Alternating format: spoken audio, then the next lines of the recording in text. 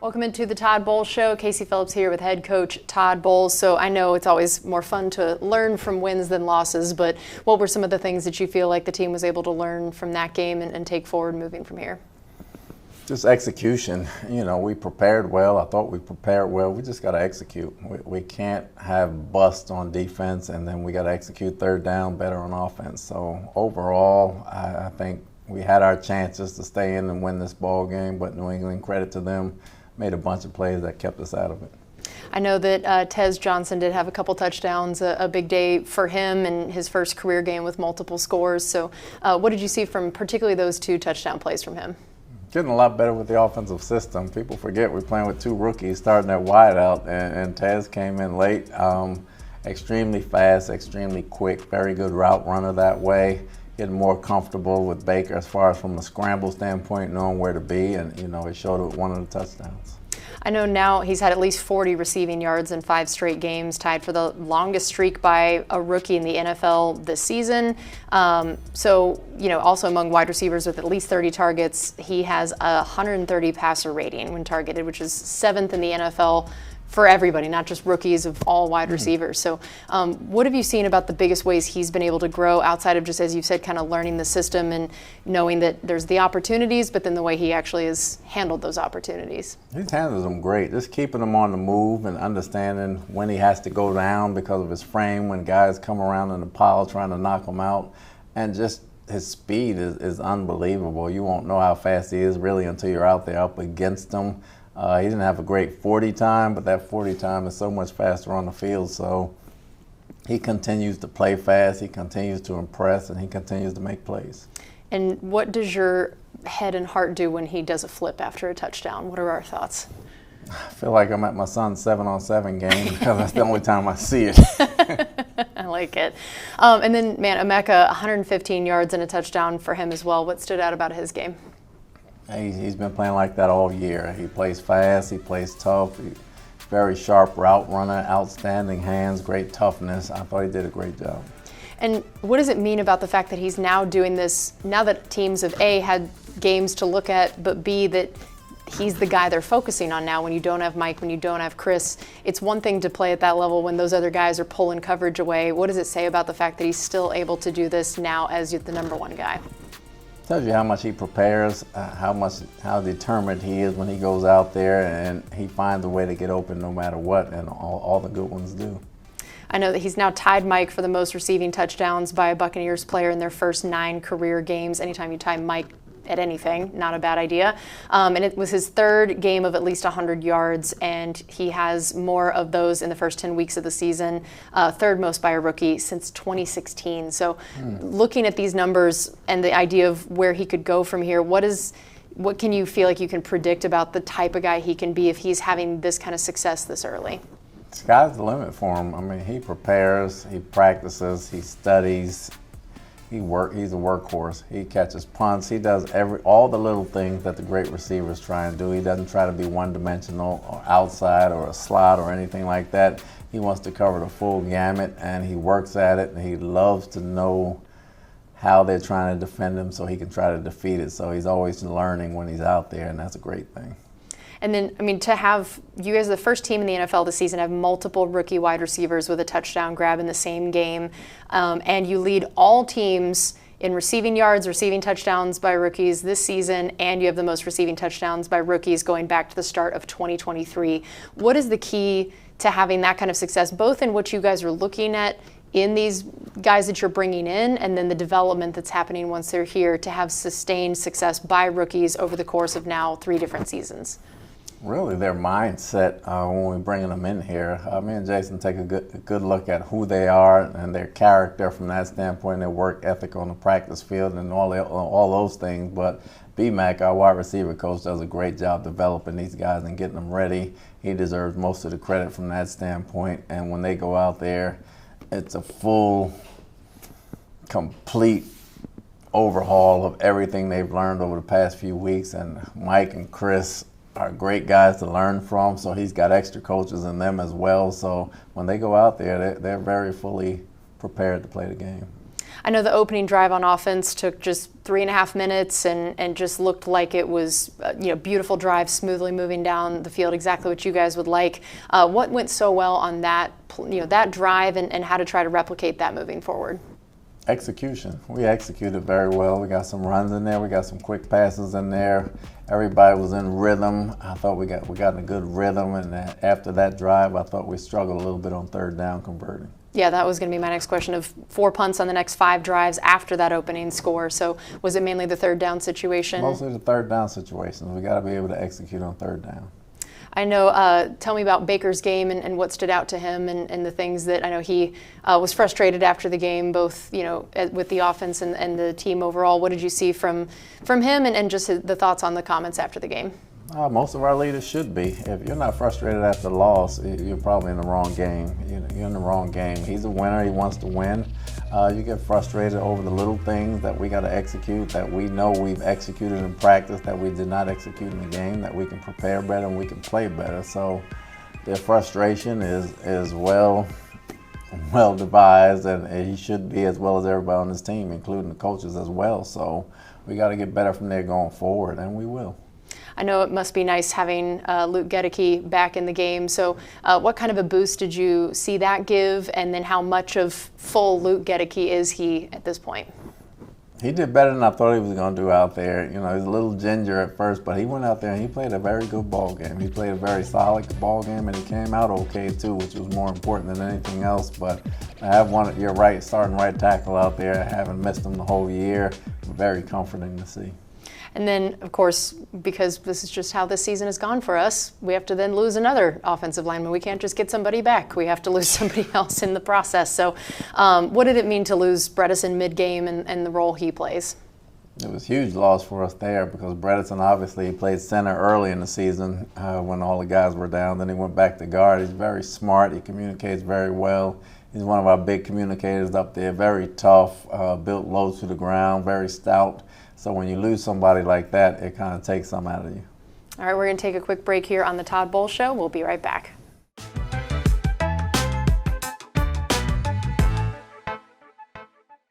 Welcome back into the Todd Bowles Show. Casey Phillips here with head coach Todd Bowles.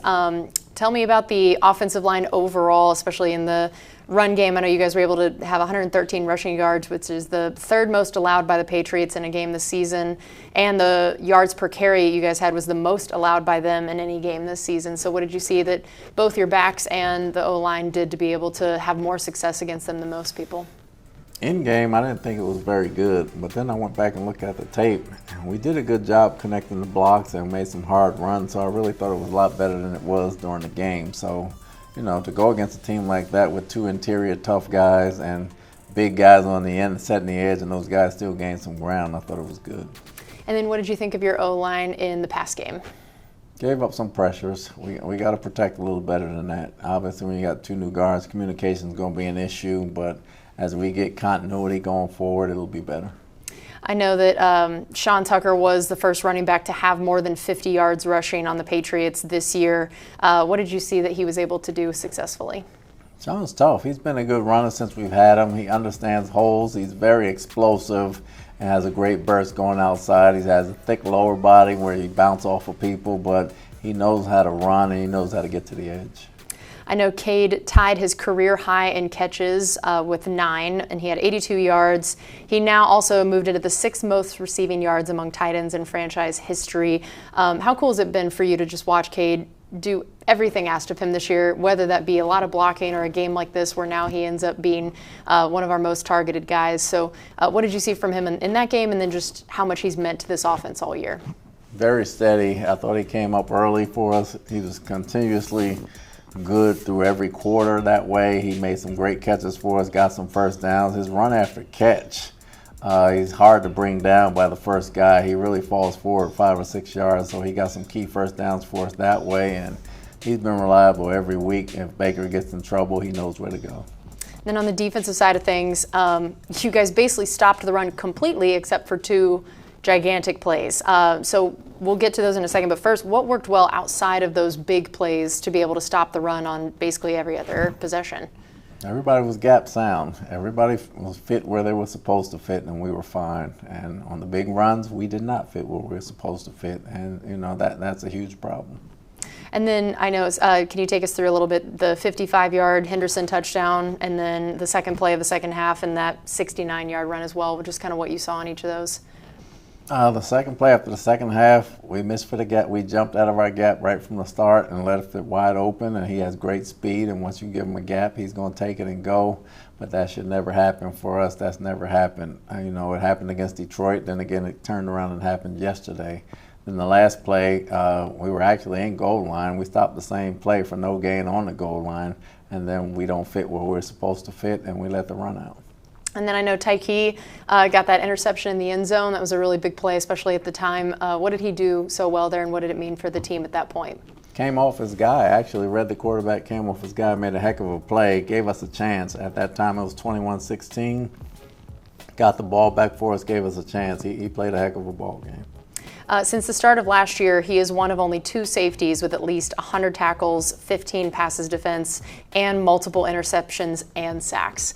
What does that say to you about the kind of guy he is, and then also the way you've chosen to use him to set him up for those kind of statistics? He's tough. He's smart, and he comes to play every week. Every week he comes to play. So he's one of our leaders on defense. He's one of our tone setters on defense, and he'll take on anybody from linemen to wideouts, and he's a very tough player, and he's a very good football player. What did you see from your 3 corners of Jamel and Zion and Morrison, and the ways you were rotating Jamel and Morrison, and just the 3 guys, how they looked in the game? Of the 3, Dean played the best. He had some PBUs, and he tackled well, but Morrison had a rough one. He gave up the touchdown, and he had a penalty. I thought Zion, from a fundamental standpoint, he can be a lot better than he played yesterday. And what did you see from your defensive line? Defensive line played well, especially Roberts. I thought Roberts did a very good job yesterday. He could actually get off blocks and get to the quarterback and got some quarterback hits. And he's really settling in at the position and making plays for us. I thought Vita was very solid that way. I thought Logan was in and out. When he stays low, he can play. When he plays high, he gets in trouble. But we got to do a better job on the edge, knowing the ball was going outside. We make our run fits, and they made their run fits. They made it very tough for them to run the ball inside. Yeah, Vita actually tied a career high with 7 quarterback pressures on the day. And so even though there was only 1 sack in the game and it wasn't his, what was working so well for Vita in that area, and what he added to the quarterback pressures?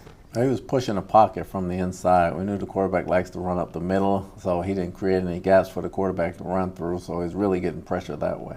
All right, we're going to take another break here on the Todd Bowles Show. We'll be right back.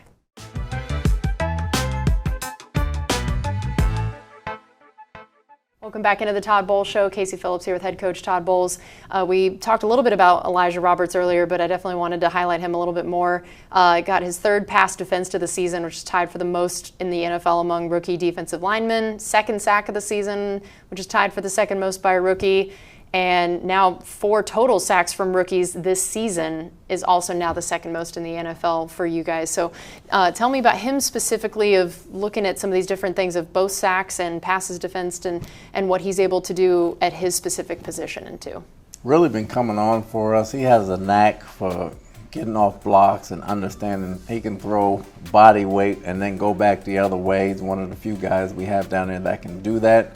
Vita can do it with strength. He can do it with athleticism as well as strength. So that makes him very dangerous in the passing game, and he's gotten very good in the run game. He was taking on double teams. He was piling up the holes. I mean, he did a very good job. I thought it was his best game to date. And I know he had to make a bit of an adjustment in terms of what he had to do in college versus what he's doing here. So can you explain a little bit about that and the way he's handled having to not only make the adjustment to the NFL, but even to be used a little bit differently? It took a minute. I mean, he was out on the edge more or less in college. He was doing some of those things, but they were moving him so much he never had to really take the blocks on. So it took a while for his hands and feet to catch up a little bit. And once he put them together, he's a very tough kid. He studies a lot. He wants to be very good. He cares. He really cares, and he's starting to show it. And then his sack was the only one for the game. We talked about Vita having a lot of passes defensed. Overall, how did you feel about the idea of the pass rush as a whole, both outside, inside, and everybody that was a part of that? I don't think they gave us many opportunities, especially on third down. They max protected to where we covered more. First, second down, the balls were coming out so fast. We had guys running free, but the balls were coming out so fast that they tried to negate it with the quick screens and the quick passes in the flat and everything else. But I thought they were getting after it. I thought Yaya did a good job because they had 4 pressures out on the edge that way. And, you know, sometimes you get a bunch of pressures and not a lot of sacks. Sometimes you get a lot of sacks, but not as many pressures. Can you take us through the goal line stand that finished with that, corner touchdown catch for Diggs and what you guys did well up to that point, and then why that play ended up getting through? Again, Gaines made a heck of a play on first down and stopped it, and the guys made a heck of a play on second down, and they rallied to the ball. Third down, no different. We made a heck of a play, and he made a hell of a throw on fourth down to get Diggs in the corner of the end zone. I know Elijah Simmons was definitely a big part of being in there and has been another guy, in addition to Vita, to bring a lot of strength and size. What has he meant to your defensive line in the wake of losing Kalijah and just the way you've been able to rotate and use guys a little bit differently? Different type of player. He more comes in when Vita comes out and more short yardage and goal line, but he's very strong, brute strength with him and Vita in there. We feel like we can get a push up the middle, so he had a lot to do with the short yards type of stuff and the goal line stuff. I know we mentioned that the wish of our offense having a little bit more success on third down, but your defense did hold them to 5 of 14 on third down. What did you see that worked really well there? We covered. We covered. We got a lot of covers that way where there was nowhere to throw the ball but for him to dump it. So did a good job on third down covering. All right, we've got one more segment coming up here on the Todd Bowles Show. We'll be right back.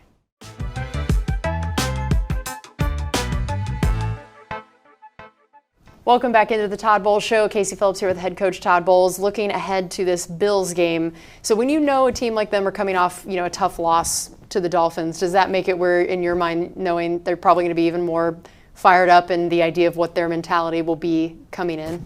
I don't think it matters. I'm worried about our mentality. Our mentality needs to be the same, and we need to be fired up, and we need to correct the mistakes we made, and we need to go in there and we need to win the ball game.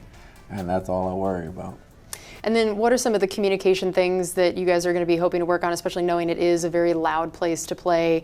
Is that the kind of stadium where you guys will be practicing for that noise this week? Definitely, and we'll have some silent counts, and it's a loud place, and Bills Mafia is a thing. They travel well, they play well at home, they're very loud, so we got to come in there and we got to make plays.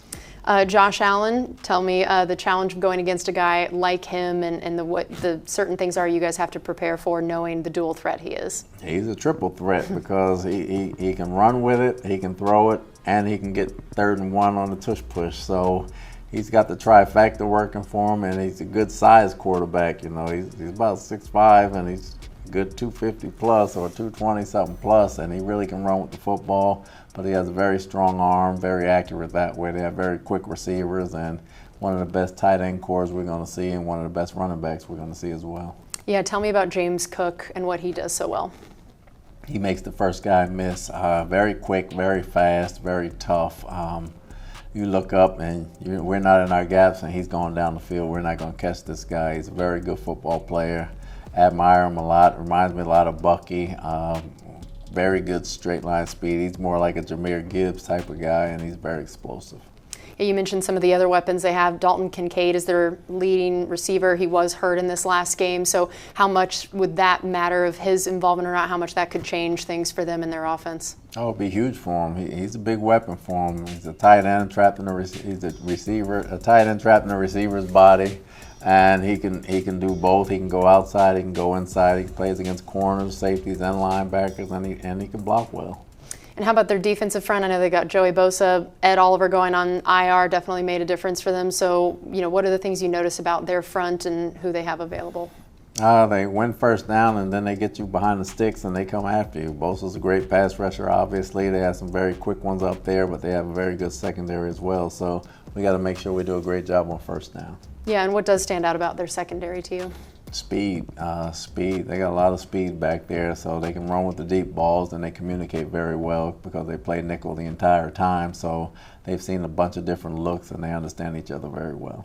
Well, Coach, thank you, as always, for your time. We really appreciate it after this last game, and good luck this next week going up to Buffalo. Thanks, guys.